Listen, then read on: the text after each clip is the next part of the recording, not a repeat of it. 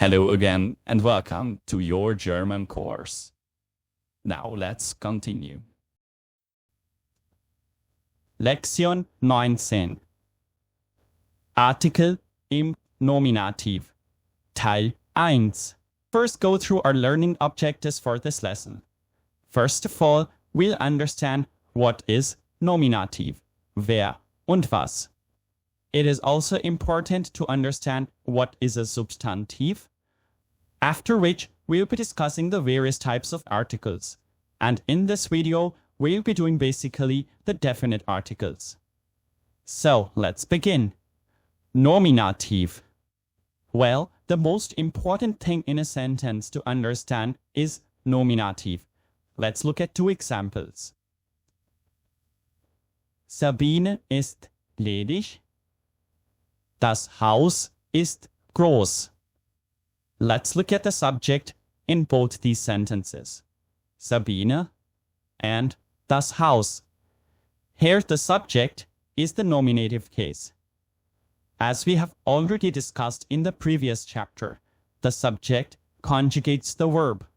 In this case, the verb is ist. To understand this better, a sentence, Satz, is made up of Subjekt plus Verb. Subjekt is always nominative and the verb depends on this subject.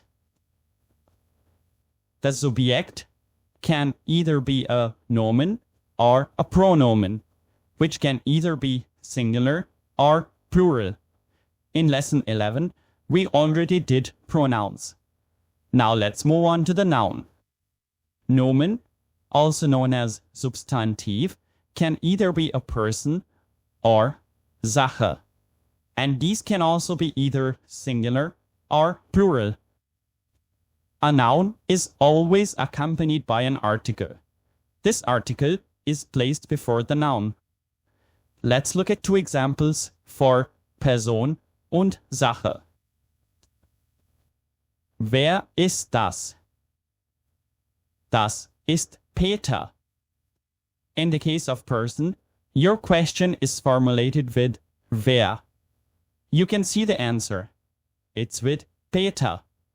Let's look at the other example. Sache. Was ist das? Das ist ein Bus. Whenever you're talking about a thing, your question will be with was. Basically, the questions wer and was help you in identifying the nominative. Der Artikel, in plural, die Artikel. It is important to remember that in German, all nouns have an article, which stands before them. Do also remember that all nouns begin with a capital letter, irrespective of the fact whether it's a common noun or a proper noun. In German, there are three kinds of articles. Der definiter oder bestimmter Artikel, der indefiniter oder unbestimmter Artikel und Negationsartikel. In this lesson, we'll be doing bestimmte Artikel im Nominativ. So, let's look at some sentences. Der Mann ist glücklich. In this sentence, Mann is nominative subject and a nomen. If you look carefully, it has an article, and the article here is der. Similarly, the next sentence. Der Apfel ist rot. Apfel ist das nominative subject, which is a noun, and the article is der. Artikel der ist maskulin. Let's come to the next article. Die Frau trinkt Wein. Here my article is die. Die Katze ist freundlich. Here my article is again die. The article die is feminine. The next one is das. Das Baby ist süß. Here you can notice baby is the nominative subject and the article is das. Das is the article for neutral. Similarly in the next sentence. Das Haus ist groß. The noun in the sentence is Haus and the article is das. I'm sure you already noticed some of the nouns here in these examples are either persons or things. Irrespective of that, all of them have an article. So there are basically three articles: der, die, das. Let's look at the plural article. Die Kinder spielen. Similarly, the next sentence. Die Bücher sind bunt. As you can see, the article for plural is the same as that for feminine, die. Bestimmte Artikel im Nominativ.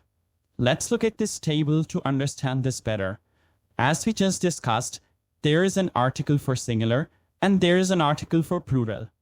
In singular, the article for masculine is der, for feminine die, and for neutral das. The article in plural does not depend on the gender. It's always die.